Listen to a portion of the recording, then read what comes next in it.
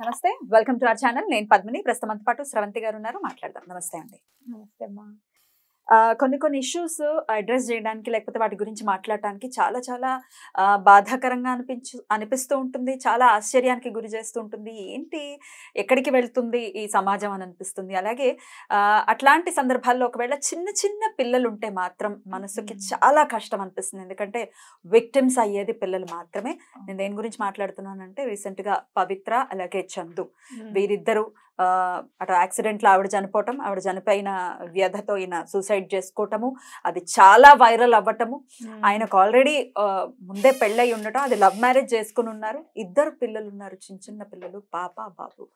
So ఈ issue అంతా అందరికీ తెలిసిందే. అసలు ఎట్లా చూస్తారు ఈ ఇష్యూని? అసలు ఈ ఇల్లీగల్ అఫైర్స్ దేనికి ఎట్లా, డెఫినెట్గా అవి సాడ్ ఎండింగ్కే వెళ్తుంది. ఎండ్ ఆఫ్ డే వాళ్ళ మనని వాళ్ళు చనిపోయారు, కానీ పిల్లల పరిస్థితి ఏంటి అన్నప్పుడే ప్రశ్నార్థకం. అసలు మొత్తం ఈ పరిస్థితిని ఎలా చూస్తారండి?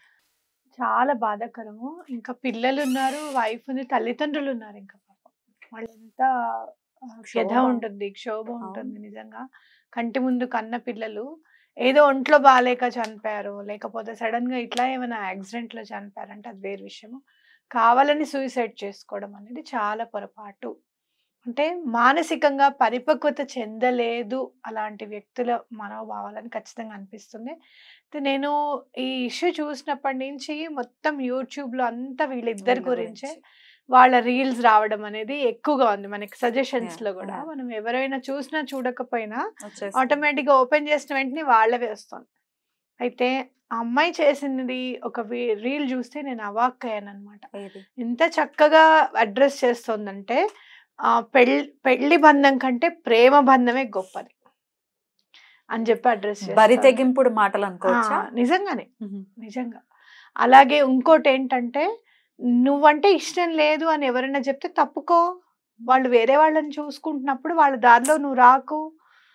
అవి ఎట్లా అంటే ఆ మాటలు ఖచ్చితంగా ఇతని వైఫ్ ని ఉద్దేశించే చేసింది రీల్స్ అని నాకు అనిపించింది పద్మిని. అట్లా నిజంగా ప్రేమ బంధమే ఎక్కువ అని అనుకుంటే గనక ఎలాంటి ప్రేమ ఉండాలి, అది భక్తి భావనతో ఉన్న కూడిన ప్రేమ అనేది డిఫరెంట్. అంతేగాని ఇట్లా పరాయి ఆడదాని భర్త పరాయి వాడు అలాంటి వాళ్ళ జీవితాల్లోకి వెళ్ళి వాళ్ళ జీవితాలు మొత్తం ఛిద్రం చేసేసి, ఎలా అయినా సరే మా ఆనందమే ముఖ్యం, నేను ఏదనుకుంటున్నానో నేను అదే చెయ్యాలి అనుకోవడం మాత్రం ఆడదానిగా అమ్మాయి చేసిన తప్పు. నేను ఇది రెండో వ్యక్తిని చూస్తున్నాను. ఎవరన్నా చనిపోతే అయ్యో పాపం అనకుండా చిత్కారాన్ని పొందడం, అందుకే అలా జరిగింది, అందుకే అలా పోయింది, అందుకే భగవంతుడు శిక్ష వేశాడు. ఇలాంటి మాటలు వింటే కూడా చాలా బాధ అనిపిస్తుంది. ఎందుకంటే ఎలాంటి వ్యక్తి అయినా కూడా చనిపోయిన తర్వాత శత్రువు అయినా సరే అయ్యో పాపం అని అంటాడు. అలాంటిది ఇలా చనిపోయిన తర్వాత, ఈ అమ్మాయి చనిపోయిన తర్వాత అయ్యో సాటి ఆడదానికి అన్యాయం చేసింది కాబట్టే ఇలాంటి చావు చచ్చింది అని అనిపించుకోవడం అనేది చాలా హృదయ విదారకం. నిజంగా చెప్పాలి అని అంటే అలాంటి స్టేజ్లో ఎవ్వరు వెళ్ళకండి. ఇల్లీగల్ అన్నప్పుడు అసలు ఎటువంటి అలాంటి జోలికి వెళ్ళకూడదు. ఆ రిలేషన్ అనేది అవతల వ్యక్తులని చాలా ఇబ్బంది పెడుతుంది, వాళ్ళ జీవితాల్లో ఉన్న వ్యక్తులని మనం చెప్పుకోవచ్చు. డెఫినెట్ గా. అలాగే తర్వాత చందు తనని తాను సమర్థించుకుంటున్నటువంటి తీరు కూడా చాలా ఆశ్చర్యానికి గురి చేసింది. తల్లిదండ్రులు చెప్తున్న మాటలు ఎంత హృదయ విదారకంగా ఉన్నాయంటే, 5 ఏళ్ల నుంచి మా మొహం చూడలేదు అని తండ్రి చెప్తూ ఉన్నారు. అలాగే భార్యని ఎలాగో వదిలేశారు, వచ్చినప్పటికీ ఓ 30,000 మాత్రం నెల నెలా పంపిస్తూ ఉన్నాడు తప్ప మా మొహం కూడా చూడలేదు. అసలు పైగా తను చేసిన పనిని సమర్థించుకోవటం అసలు చాలా జుగుప్సాకరంగా అనిపిస్తుంది. అసలు ఎంత బాధ అంటే, వాళ్ళు ఎంత మంది దగ్గరికి తిరిగారో, పాపం ఇలా జరిగింది అని చెప్పి ఎవరెవరి దగ్గరికి వెళ్ళారు. ఆయన మాట విన్నావా, మందు పెట్టేసిందండి మా అబ్బాయికి అంటే. అబ్బాయి ఎప్పుడు కూడా ఇలా చేయలేదన్నమాట. అంతకు ముందు ఎప్పుడు కూడా లవ్ మ్యారేజ్ విషయంలో కూడా చాలా రోజులు ఆగి ప్రేమించి పెద్దలు ఒప్పుకున్న తర్వాతే పెళ్లి చేసుకోవాలి అన్న తీరులోనే పెద్దలు ఒప్పుకున్న తర్వాతే అమ్మాయిని పెళ్లి చేసుకోవడము. సో ఎక్కడ కూడా తల్లిదండ్రులకి అంతకు ముందు ఎప్పుడు కూడా ఇలాంటి వాడుగా ముద్ర అనేది లేదన్నమాట. ఈ అమ్మాయి వచ్చిన తర్వాతే మారిపోయాడు. అంటే అంత మనిషిని మీరు ఒక్కటి గుర్తుపెట్టుకోండి, ఒక్కసారి ఇల్లీగల్ రిలేషన్లోకి వెళ్ళిన తర్వాత అది ఆడవాళ్ళైనా సరే మగవాళ్ళైనా సరే గిరి గీసి నుంచోబెడుతుంది ఆ ఇల్లీగల్ రిలేషన్, బయటికి రానివ్వదు. ఎందుకు అనంటే చేసేది తప్పు అని చెప్పి తెలుసు. ఎవరు చెప్తే ఆ ప్రభావితం అవుతారేమో, మన చేతుల్లోంచి జారిపోతారేమో అన్న భావన వాళ్ళకు ఉంటుంది. కాబట్టి వీళ్ళని ఎక్కడికి ఎవరి దగ్గరికి వెళ్ళనివ్వరు, ఎవరితోనూ మాట్లాడనివ్వరు.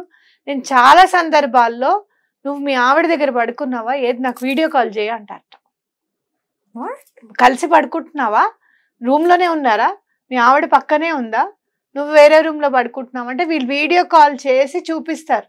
లేదు నేను ఒక్కడనే ఉన్నాను మా ఇంట్లో నా బెడ్రూమ్లో, మా ఆవిడతో నేను పడుకోవడం లేదు, ఇద్దరం ఒక దగ్గర లేదు, విడివిడిగానే పడుకుంటున్నాము, పిల్లలతో తను పడుకుంది, నేను ఇక్కడ ఉన్నానని చెప్పి వీడియో కాల్ కూడా చేసి చూపించాల్సిన సందర్భాలు ఉంటాయి. అది ఆడగైనా కానివ్వు మగైనా కానివ్వు. కాబట్టి అలా గిరిగీసి నుంచో పెడతారు. ఇన్సెక్యూర్ గా బాగా ఫీల్ ఇన్సెక్యూరిటీ వల్ల వీళ్ళని బాగా గ్రిప్ లో పెట్టేసుకుంటారు. ఇంకా మనోభావాలు, ఈ అబ్బాయి ఎటు కూడా ఎవరిని షేర్ చేసుకోలేకపోయాడు, అంటే ఫ్రెండ్స్ దూరం అయిపోయారు, పేరెంట్స్ దూరం చేసేసుకున్నాడు. ఇంకా పెళ్ళాం సరే సరే, ఎప్పుడైనా ఏ భార్య అయినా ఏ భర్త అయినా కూడా దేనైనా క్షమించగలుగుతాడో లేకపోతే దేనైనా యాక్సెప్ట్ చేయగలుగుతారేమో కానీ వాళ్ళ జీవితాల్లో ఇంకొక పార్ట్నర్, థర్డ్ పార్టీ ఎంటర్ అయిందంటే మాత్రం తట్టుకోలేరు పద్మిని. కాబట్టి అతను ఎవరితోనూ ఇంకా డిస్కస్ చేయలేకపోయాడు తన బాధని, ఓదార్చే వాళ్ళు లేరు. కాబట్టి చివరికి అలా సూసైడ్ చేసుకోవాల్సి వచ్చిందేమో అనిపిస్తుంది నాకు. అసలు పిల్లలు కూడా గుర్తు రాకపోవటం అంటే ఎంత బాధ్యతారహితుడైతే అలాంటి డెసిషన్ ఒకటి తీసుకుంటాడు. బాధ్యతారహిత్వం ఒకటి ఉంటుంది, ఇంకోటి ఏంటంటే చాలా ఎమోషనల్ గా బాండింగ్ అన్నమాట, బ్లాక్ మెయిలింగ్. ఆ బాండ్ అని వీళ్ళు అనుకుంటారు, కానీ నేను మాత్రం ఎమోషనల్ బ్లాక్ మెయిలింగ్ అంటాను. నువ్వు నన్ను వదిలేయద్దు, నీ పిల్లలకి ఎంత ప్రేమ ఉందో వాళ్ళకి నీ మీద నాకైతే తెలీదు, నీకు వాళ్ళ మీద ఎంతైతే ఉందో నాకైతే తెలీదు, కానీ నాకు మాత్రం నీ మీద నా పిల్లలనైనా వదిలేసుకునేంత ప్రేమ ఉంది అని చెప్తారు, నమ్మగలుగుతారు.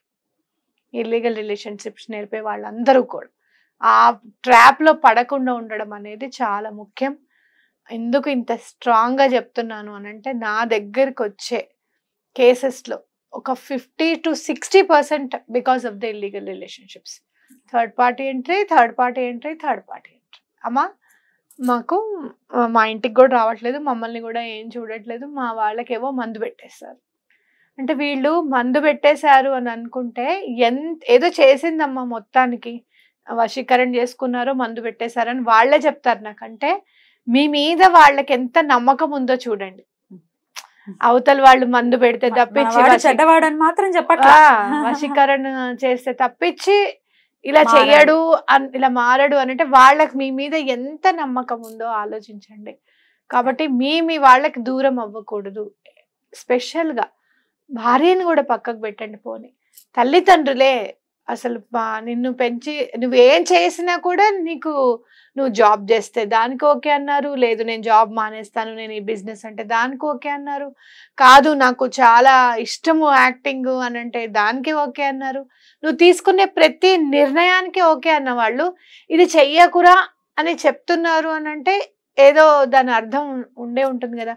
కొన్ని పెళ్ళాం ఏమైనా రాసి రంపాన పెడుతుందమ్మా, నువ్వు సంపాదించట్లేదని ఏమైనా చిత్కరించుకుంటుందమ్మా, ఆ ప్రేమను ఇంకో దగ్గర ఏమైనా వెతుక్కుందామా అంటే నీకు పిల్లలు ఉన్నారా, చక్కగా వాళ్ళని చూస్తూ బ్రతికేయచ్చు. ఆ పిల్లలు ఎంత చక్కగా ముద్దుగా మాట్లాడుతున్నారో, అవునా కదా.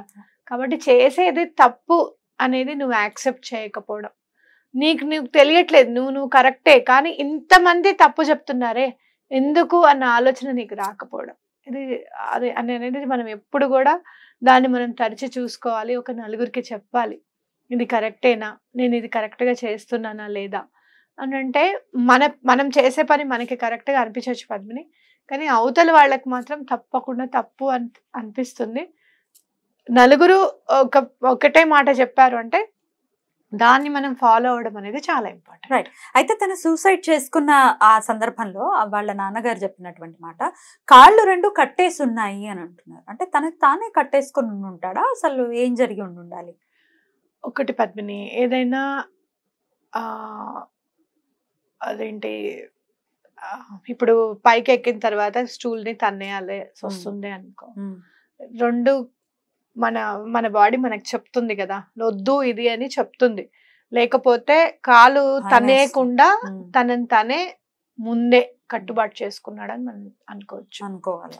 ఎందుకంటే 2 కాళ్ళు ఉన్నాయనుకో, ఏదో ఒక కాలు ఏమైనా హెల్ప్ తీసుకున్నా కూడా ఇట్ విల్ నాట్ హ్యాపెన్ కదా. ఉమ్, సో అట్లా వద్దు అసలు ఎటువంటి పరిస్థితుల్లోనూ చనిపోవాల్సిందే అని చెప్పి తనకి తాను రెమెడీస్ ముందే అన్నమాట. ఉమ్, ఇలా తీసుకుంటే నా ప్రాణం ఈజీగా వెళ్ళిపోతుంది. చాలా మంది నా దగ్గరికి వచ్చేవాళ్ళు. చాలా నిన్న కూడా నేను మాట్లాడి ఇవాళ నిన్న కూడా నేను కౌన్సిలింగ్ చేశాను. చాలా మంది ఏమంటారు తెలుసా, అసలు ఎంత ఈజీగా సూసైడ్ చేసుకోగలుగుతాము అని చెప్పి వాళ్ళు నేను వెతికామండి Net లో సర్చ్ search ఇంజిన్ లో అని అంటారు. without నాకు painless ఆ? వితౌట్ పెయిన్లెస్ స్పీడ్ గా వెళ్ళిపోవాలి, ఎవరు చూసే లోపల నా ప్రాణం వెళ్ళిపోవాలి అని చాలా ట్రై చేస్తున్నానండి. ఆ ధైర్యం రావట్లేదు అని కూడా చాలా మంది కాల్ చేస్తారు. నేను నైట్ లేట్గా పడుకోవడానికి కారణం కూడా ఇదే. వాళ్ళకి చెప్పి ఇలా చెయ్యొద్దు, ఎటువంటి పరిస్థితుల్లోనూ ఒక్క గంట సేపు ఆలోచన చెయ్యండి. ఇప్పుడు తల్లిదండ్రులు ఉన్నారనుకో, ఏమైనా అప్పుల బాధలు ఉన్నాయి, చనిపోతే ఆ పిల్లల్ని ఎవరు చూస్తారు? ఎవరు చూడరు. ఇంకా గట్టిగా చెప్తున్నాను, ఎలాంటి పాపాత్ములో ఏం పాపం చేసుకున్నారో తల్లిదండ్రులను మింగేశారు అని చెప్తారు. ఇంకా వాళ్ళు ఎంత విక్టిమ్ గా మారిపోతారు, సొసైటీ మీద వాళ్ళకి ఎట్లాంటి ఇంపాక్ట్ ఉంటుంది. అది చాలా కష్టం చాలా నిజంగా కష్టం. చెప్పాలి. నిజంగా ఆ పిల్లలు భవిష్యత్తు బాగుండాలని కోరుకోవటం మినహాయిస్తే ఈ ఎపిసోడ్ లో మనం మాట్లాడుకోవాల్సింది ఇంకేం ఉండదేమో. కానీ ఇప్పుడు ఇది మాట్లాడడానికి ప్రధానమైనటువంటి కారణం, ఒకవేళ ఆల్రెడీ ఇల్లీగల్ రిలేషన్స్ లో ఉన్నారు, బట్ లోపల నుంచి ఖచ్చితంగా ఒక వాయిస్ వినపడుతుంది, వద్దు, what you're doing is wrong అనేది ఖచ్చితంగా చెప్తుంది. బట్ దాన్ని నోరు నొక్కి ఆ ఇల్లీగల్ రిలేషన్స్ లోకి ఖచ్చితంగా వెళ్తారు. ఒకవేళ మనసుని కంట్రోల్ చేసుకోలేనటువంటి పరిస్థితుల్లో ఉంటే తమని తాము ఎలా కంట్రోల్ చేసుకోవాలి? చేసే పని. అందుకనే భగవంతుడు మనకి అట్లాంటి మర్యాద పురుషోత్తముడిని పరిచయం చేశాడు. ఆయనే మర్యాద పురుషోత్తముడుగా మన నడయాడారు నిజంగా శ్రీరామచంద్రమూర్తి. ఒక్కసారి ఆయన ఘట్టం ఒక్కసారి ఇట్లా కళ్ళు మూసుకుంటే రామాయణం మొత్తం ఈ చివరి నుంచి ఆ చివరి వరకు మనకు కనిపిస్తుంది పద్మిని. ఒకవేళ చదివి ఉండుంటే తెలుసుకున్నా కూడా లేదు. మీరేమైనా ఇతర వర్ణాల వాళ్ళు ఎవరైనా అయి ఉండొచ్చు, ఇతర మతాలకు చెందిన వాళ్ళైనా అయి ఉండొచ్చు.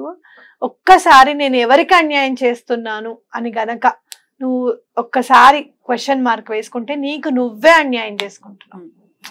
అర్థమైందా? భార్య పిల్లల్ని ఇవన్నీ వదిలేసాయి, నీ పేరుని నువ్వే పాడు చేసుకుంటున్నావు. కాబట్టి అది తప్పకుండా. కానీ బయటికి రాలేని వాళ్ళు ఉన్నారు పద్మిని, నాకు ఇష్టం లేదండి, మేము అనుకోకుండా ఇందులోకి వచ్చేసామని అంటారు, మాకు భయంగా ఒప్పుకుంటారు. అలాంటప్పుడు స్నేహితుల సహాయం తీసుకోండి. లేదు ఏదైనా ఇట్లా సోషల్ యాక్టివిటీకి సంబంధించిన వాళ్ళు ఉంటారు, వాళ్ళ హెల్ప్ తీసుకోండి. మేము ఇలా బయటకు వచ్చేయాలనుకుంటున్నామని సైకాలజిస్ట్ ని కలవండి. లేదు ఇంకా వాళ్ళు ఏమైనా బెదిరిస్తున్నారంటే నువ్వేమన్నా చేసుకో, నేను మా వాళ్ళ దగ్గరికి వెళ్తాను, వాళ్ళు నన్ను యాక్సెప్ట్ చేస్తారు, నన్ను ఇలా బెదిరిస్తున్నారు అని చెప్పి మీ వాళ్ళకి చెప్పండి. ఇప్పుడు చందు చేసింది కూడా నాకు బాధ అనిపిస్తుంది, నేను ఉండలేకపోతున్నాను అని ఒక్కసారి భార్య దగ్గర ఆ అమ్మాయి పాపం ఇక్కడే ఉండని కూడా చెప్పిందిట. మా బాగైంది ఇప్పుడు అర్థమైందని నీకని కూడా అనలేదుట వైఫ్. ఏమొద్దు నా మాట విని ఇక్కడే ఉండు అని అంటే వెళ్ళి బట్టలు కూడా తీసుకొచ్చాడట మళ్ళీ. అయినా కూడా ఆ బాధని, అంటే నాకేమనిపిస్తుంది అంటే నేను వీళ్ళందరినీ కాదనుకున్నాను, నేనేం సాధించగలిగాను, ఒక గిల్ట్ కూడా ఉందేమో మనసులో. ఆ గిల్ట్ అనేది ఒక్కసారి పశ్చాత్తాపం అనేది ఆవహించింది అనుకో, పక్కన ఎవరైనా ఉండాలి పద్మిని. లేకపోతే ఆ చెప్పుకునే వాళ్ళు లేకపోతే అది డిప్రెషన్ లోకి మారడానికి ఎంతో సమయం పట్టదు. డెఫినెట్లీ తప్పు చేస్తారు, మనిషి అన్నాక తప్పు చేస్తారు, దాన్ని రియలైజ్ అయ్యి ఎలా క్షమాపణ ఖచ్చితంగా కోరుకోవాలి కదక్క, తప్పకుండా కోరుకోవాలి. ఇంకా నా దగ్గరకు ఒక కేసు వచ్చింది పద్మిని, అదైతే మాత్రం ఆశ్చర్యంగా ఉంటుంది. నేను ఇట్లా వేరే కంట్రీకి వెళ్ళిపోదలుచుకున్నాను, నాకు పిల్లలు ఉన్నారు, మా హస్బెండ్ ఇక్కడ లేకపోవడం వల్లనో లేకపోతే వైఫ్ లేకపోవడం వల్లనో, మీరు ఆలోచించుకోండి. ఇంకా జెండర్ నేను చెప్పను. నేను స్పౌజ్ అక్కడ ఉన్నారు, ఇక్కడ వీళ్ళు ఉన్నారు. ఇట్లా నేను మర్చిపోలేకపోతున్నాను ఆ వ్యక్తిని. అతన్ని ఇప్పుడు నువ్వు వెళ్ళిపోతున్నావు కదా అని చెప్పి అతను ఆమె నేను ఇక నిన్ను కలవను, ఎట్లాగో మనం కలవం కాబట్టి అని చెప్పడం జరిగింది. ఈ ఉన్న 2 నెలలన్నా నాతో గడిపేటట్టుగా మీరేమైనా చేయగలుగుతారా అని అడిగారు. నేను చెప్పా, చాలా అదృష్టవంతులు మీరు, ఇలాంటి ఇల్లీగల్ రిలేషన్షిప్ నేర్పారు. పక్క వాళ్ళకి ఎవరికి తెలియలేదు ఇప్పటి వరకు. మీ వాళ్ళకి ఎవరికి తెలియలేదు. మీ జీవిత భాగస్వామికి ఇంకా అసలు తెలియలేదు. వాళ్ళంతటి వాళ్ళే మీ జీవితం నుంచి తప్పించుకున్నారు. ఓ 1,00,000 ఇయ్యో 2,00,000 ఇయ్యో అని చెప్పి మిమ్మల్ని బ్లాక్మెయిల్ చేయకుండా, ఎలా నువ్వు రాకుండా ఉంటావు, అదర్ కంట్రీస్ నుంచి 6 నెలలకు నా దగ్గరికి రావాల్సింది నువ్వు అనకుండా, ఇలా ఏమీ చేయకుండా మిమ్మల్ని పక్కకు పెట్టారు. వాళ్ళు పక్కకి వెళ్ళిపోయారు అంటే ఏదో జన్మలో మీరు అదృష్టం చేసుకొని ఉన్నారు. కాబట్టి అది భగవంతుడి దగ్గర ఈ తప్పు నేను ఇంకా చెయ్యను అని 2 చేతుల దండం పెట్టి మర్చిపోవడానికి ప్రయత్నం చేయండి. అంటే కాదండి అట్లా కాదు అని అంటే ఇలాంటివి జరగవు నా దగ్గర, మీరు ముందు ఫోన్ పెట్టేసేయండి. చెప్పేంత వరకు నేను చెప్పాను. ఒక పెద్ద మనిషిలాగా, లేకపోతే ఒక మధ్యవర్తి లాగా, ఒక కౌన్సిలర్ గాను చెప్పాను. వినకపోతే ఎవ్వరు మాత్రం మీ జీవితాన్ని మీరే నాశనం చేసుకుంటున్నారు అనేది మాత్రం గుర్తుపెట్టుకోండి అని చెప్పడం జరిగింది. కాబట్టి ఎవరైనా కూడా ఇలాంటివి ఏమన్నా వస్తే కనుక, ఇల్లీగల్ రిలేషన్షిప్స్ లో ఉన్నారు, అనుకోకుండా వాళ్ళు దూరం అయ్యారు, అది చావే దూరం చేసిందో లేకపోతే మామూలుగా వాళ్ళంతటి వాళ్ళే దూరం అయ్యారో, ఉన్న పెళ్ళాం పిల్లల్ని మర్చిపోకండి. అలాగే తల్లిదండ్రులను మర్చిపోకండి. ఎటువంటి పరిస్థితుల్లోనూ ఇలాంటిది మళ్ళీ జరగదు అని చెప్పి వాళ్ళకి నమ్మించి వాళ్ళ హెల్ప్ తీసుకోవడానికి ప్రయత్నం చేయండి. తప్పకుండా. లేదు అంటే మనకి కాల్ చేసినా పర్వాలేదు, మనమన్నా ఫోన్ లో కౌన్సిలింగ్ చేసి వాళ్ళ పేరెంట్స్ తో మాట్లాడి, వాళ్ళ వైఫ్స్ తోను వాళ్ళ హస్బెండ్స్ తోను మాట్లాడి ఒకంత మనం సహాయం చేయడానికి కూడా ముందుంటాం. తప్పకుండా. నవ్వుతూ చేసే పనులు ఏడుస్తూ అనుభవించాల్సినటువంటి పరిస్థితిని తీసుకొస్తాయి కాబట్టి తస్మాత్ జాగ్రత్త. రైట్ అండి. Thank you so much. నమస్తే.